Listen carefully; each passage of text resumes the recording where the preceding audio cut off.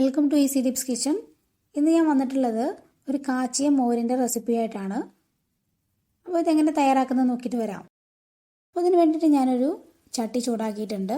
അതിലേക്ക് ഒരു table spoon വെളിച്ചെണ്ണ ചേർത്ത് ചൂടാക്കി കൊടുക്കാം. ശേഷം 1/2 ടീസ്പൂൺ കടുക് എടുത്തിട്ട് പൊട്ടിച്ചെടുക്കാം. കൂടെ തന്നെ 1/4 ടീസ്പൂൺ ഉലുവ, 1/4 ടീസ്പൂൺ ചെറിയ ജീരകം,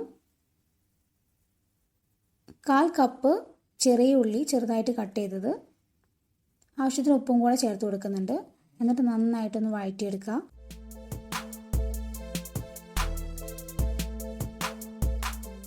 ചെറുള്ളി നന്നായിട്ട് വഴന്നു വരുന്ന സമയത്ത് ഇതിലേക്ക് 3 വറ്റൽമുളകും കുറച്ച് കറിവേപ്പിലയും കൂടെ ചേർത്ത് കൊടുക്കുന്നുണ്ട്. എന്നിട്ട് നന്നായിട്ട് വഴറ്റി കൊടുക്കുക. ഇനി ഇതിലേക്ക് ചേർക്കാനുള്ളത് ഇഞ്ചിയും വെളുത്തുള്ളിയും ചതച്ചതാണ്. ഒരു 2 ടീസ്പൂൺ ചേർത്ത് കൊടുക്കുന്നുണ്ട്. കൂടെ തന്നെ 2 പച്ചമുളക് ചെറുതായിട്ട് കട്ട് ചെയ്തതും ചേർക്കുന്നുണ്ട്. നന്നായിട്ടൊന്ന് വഴറ്റി കൊടുക്കുക. ഇഞ്ചിയുടെയും പച്ചമുളകിൻ്റെയൊക്കെ ഒരു പച്ചമണം മാറുന്നവരെ നന്നായിട്ടൊന്ന് വഴറ്റി കൊടുക്കുക. ഇനി ഇതിലേക്ക് ചേർക്കാനുള്ളത് 1/2 ടീസ്പൂൺ മഞ്ഞൾപ്പൊടിയാണ്. ആ പൊടിയുടെ ഒരു പച്ചമണം മാറുന്നവരെ 1-2 മിനിറ്റ് ഒന്ന് വഴറ്റിയെടുത്താൽ മതി. ഇനി ഇതിലേക്ക് നമുക്ക് മോര് ചേർത്ത് കൊടുക്കാം. ഒരു 3 കപ്പ് മോരാണ് ഞാൻ ഇതിലേക്ക് ചേർക്കുന്നത്. ഈ മോര് ചേർത്ത ശേഷം ഒരുപാട് തിളപ്പിക്കേണ്ട ആവശ്യമൊന്നുമില്ല.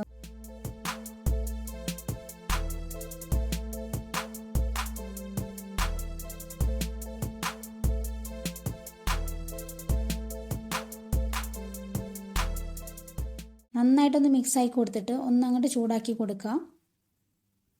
ഇതിപ്പോൾ നന്നായിട്ട് ചൂടായിട്ട് വന്നിട്ടുണ്ട്.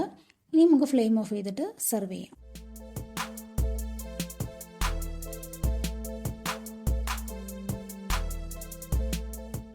അപ്പോൾ നമ്മുടെ സിമ്പിളായിട്ട് ഉണ്ടാക്കാൻ പറ്റുന്ന കാച്ചിയ മോര് ഇവിടെ റെഡി ആയിട്ടുണ്ട്.